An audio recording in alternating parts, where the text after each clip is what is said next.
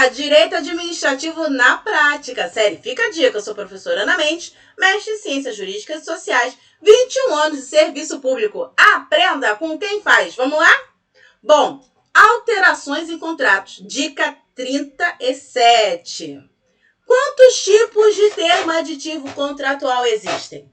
Nós estamos listando aqui, né? Bom, então agora nós vamos ver o número 5, tá? Um quinto tipo de termo aditivo que existia aqui na Lei 866. E aí eu pergunto para vocês, o termo aditivo de prorrogação do prazo de execução dos objetos do seu contrato. Onde ele foi parar? Ele sumiu? Porque não tá, né? Não tá mais na nova lei. Onde é que ele foi parar? Não tem mais? Bom, o que aconteceu com a prorrogação do prazo de execução? Tá? O tema hoje aqui, ele destaca uma previsão que tinha na Lei 866 e ela não foi transposta para 14.133, ela sumiu, tá? Aliás, tem algumas coisas que estão sumindo, não sei se todos perceberam, né? O caso das regulamentações lá na modalidade de licitação, concurso, né? Nós vimos que sumiu algumas coisas, agora que sumiu a prorrogação do prazo de início de etapas de execução, de conclusão e de entrega, que estava prevista explicitamente no parágrafo 1º do artigo 57 da 866, tá? E lá na nossa antiga lei, que ainda está em vigor e vai continuar regendo os contratos assinados sob a sua égide, haviam 6 hipóteses, tá? Que autorizavam expressamente fazer a prorrogação do prazo de execução. Lembrando que prazo de execução é diferente de prazo de vigência, tá? O prazo de vigência se refere à duração do contrato. E o prazo de execução é o prazo dentro dessa vigência, onde está previsto ali quanto tempo que a contratada vai ter para executar aquele objeto. Então, às vezes, no contrato contínuo, o prazo de execução ele é igual ao prazo de vigência, né? Vai todo mês ali ter aquela prestação. Mas muitas vezes o prazo de execução ele pode sim ser menor do que o prazo de vigência, tá? Então você tem um prazo para entrega e depois você tem mais um prazo para fazer o recebimento definitivo, fazer as verificações, tá? Mas esse prazo não está incluído dentro do prazo de execução. Então a primeira coisa é não confundir prazo de execução com vigência do contrato. E esclarecido isso, a Lei 866 ela traz 6 hipóteses que são essas que estão elencadas aí. Em resumo, ela permite você alterar o prazo de execução, de conclusão e entrega, ou seja, o cronograma de temporal que você vai ter para executar o objeto, toda vez que houver uma alteração no objeto ou nas especificações solicitada pela administração, tá? Ou seja, a administração pediu para mudar. Quando houver a superveniência de um fato excepcional que vai afetar esse contrato, tá? E aí isso é estranho às partes, você não tem como evitar. Aconteceu uma queda de árvore, uma coisa inesperada no meio do caminho que vai atrapalhar aí o ritmo de execução, você vai ter que esperar ou resolver alguma coisa primeiro, tá? Então ele permite que você altere. A interrupção da execução do contrato ou a diminuição do ritmo por ordem ou no interesse da administração, a administração manda parar, manda ir mais devagar porque ela tem algum problema para resolver, tá? Ela permite também essa alteração em caso de aumento de quantidade, né? Se você está fazendo um aditivo para aumentar 10% da quantidade contratada, você vai precisar dar para a contratada aquele prazo para ela entregar essa quantidade que você aumentou ao longo do decorrer desse contrato, tá? Então, a lei previa que você aumentar o prazo de entrega, de execução desse seu contrato para esses casos. Outra hipótese era o impedimento da execução devido a fato ou ato de terceiro reconhecido pela administração, tá? Ou seja, um terceiro fora do contrato, ele tem uma atitude ou um comportamento e o resultado disso acaba atrapalhando a execução do seu contrato. E por fim, a lei previa que quando a administração fosse omissa ou atrasasse, tá? Na adoção de alguma providência que por contrato tenha ficado a sua responsabilidade, tá? Ela também previa a possibilidade de você postergar, dilatar o prazo de execução. E aí, quando veio a nova lei, né, a 14.133, nós não vamos achar esta previsão em lugar nenhum. Você pode ir lá na alteração dos contratos, no capítulo, ler tudinho, que não tem isso explícito. E aí eu pergunto, e agora? Não pode mais prorrogar o prazo de execução? Nem quando acontecerem esses fatos? Pode sim. Só que você vai fazer isso por meio de um termo aditivo de alteração qualitativa. E o objeto desse aditivo de alteração qualitativa vai ser mudar o cronograma de execução do seu contrato. Tá? Então, nós estamos diante de mais um caso de uma desregulamentação feita pela 14.133, né, no objetivo de se tornar mais simples, objetiva, mais sintética, tá? Deixando de detalhar excessivamente. E aí, esse seu aditivo ele vai ter a fundamentação, tá, da alteração qualitativa unilateral ou a bilateral, tá? Que é o 124, inciso 1, a linha A, ou 124, inciso 2, a linha B, dependendo do que você vai costurar aí para colocar dentro do seu contrato, tá? Se vai ser de comum acordo, se não vai ser, depende muito do caso em concreto. Bom, e aí pra gente finalizar, eu lembro os senhores, né, que a nova lei, ela tem alguns casos que determinam aí a apuração de responsabilidade por erro ou falha que venham a provocar alterações qualitativas. Então, nós estamos falando de alteração qualitativa. E que caso é esse?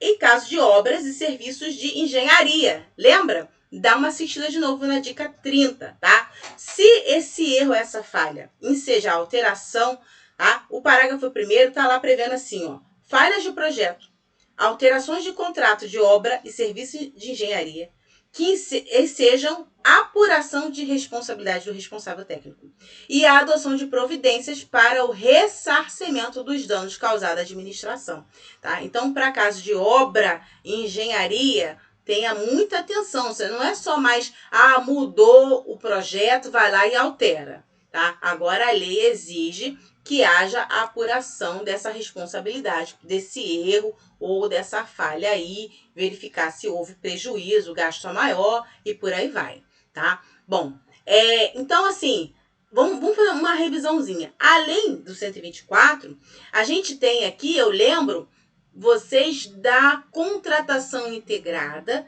e da semi-integrada. Lembra? Regimes novos de execução para obra e serviço de engenharia, tá? Então, esses regimes de execução, em regra, não pode fazer termo aditivo para alterar, tá? Eles não permitem aditivar o valor do contrato. Por quê? Porque a licitante, a contratada, ela vai dar um preço para executar aquilo tudo e o risco da falha desse projeto fica por conta dela, tá? Então, na contratação semi-integrada, a administração faz o projeto básico e a contratada desenvolve o resto, projeto executivo, tudo direitinho. Na integrada, até o projeto básico ele fica por conta da contratada. Então, isso é um risco do contrato, por isso que a gente não pode aditivar valor. Só que lá no 133, a lei nova, ela lista os casos que serão permitidos aditivar o valor. O inciso primeiro vai falar do reequilíbrio econômico-financeiro em relação a caso fortuito ou força maior. Tá? Esse não é o caso que eu quero destacar aqui. Eu quero destacar os próximos incisos. Por quê? Inciso segundo, por necessidade de alteração do projeto ou das especificações para melhor adequação técnica do objeto a pedido da administração, desde que não seja decorrente de erros ou omissões por parte do contratado.